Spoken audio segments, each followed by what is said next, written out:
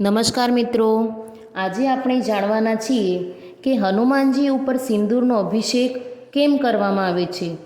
શું સિંદૂર ચડાવવા પાછળ કોઈ પૌરાણિક વાર્તા છે અને તેનું આધ્યાત્મિક મહત્ત્વ શું છે? તો મિત્રો, વિડીયો અંત સુધી જરૂરથી જોજો. તો ચાલો જાણીએ આપણી પૌરાણિક કથા.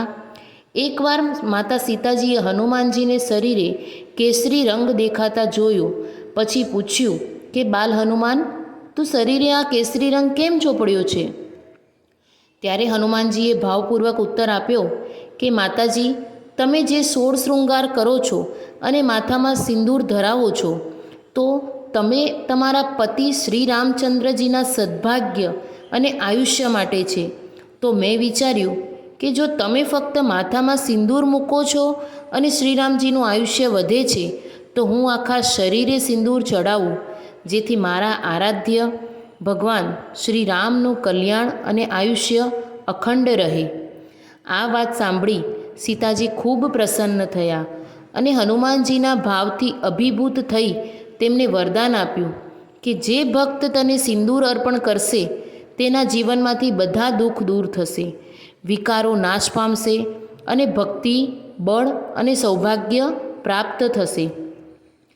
ત્યારથી આજ દિન સુધી હનુમાનજીને સિંદૂર ચડાવવાની પરંપરા ચાલી આવે છે. તો મિત્રો, જાણીએ આપણે આધ્યાત્મિક અર્થ શું છે. ભક્તિનો રંગ સિંદૂર તપસ્યાનું પ્રતીક, પરમ ભક્તિને દર્શાવે છે. નકારાત્મક ઉર્જા, ડર અને ભય દૂર કરે છે. બળ અને ઉર્જા, હનુમાનજી પરાક્રમના દેવતા છે અને સમર્પણ તેમના માટે સંપૂર્ણ સમર્પિત થવાનો સંદેશ છે.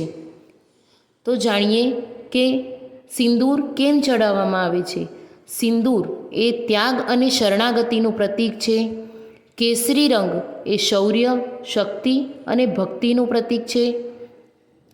તો જે ભક્ત હનુમાનજી પર સિંદૂર ચડાવે છે તેની અંદરથી ભય, દુઃખ અને રોગ બાધા દૂર થાય છે.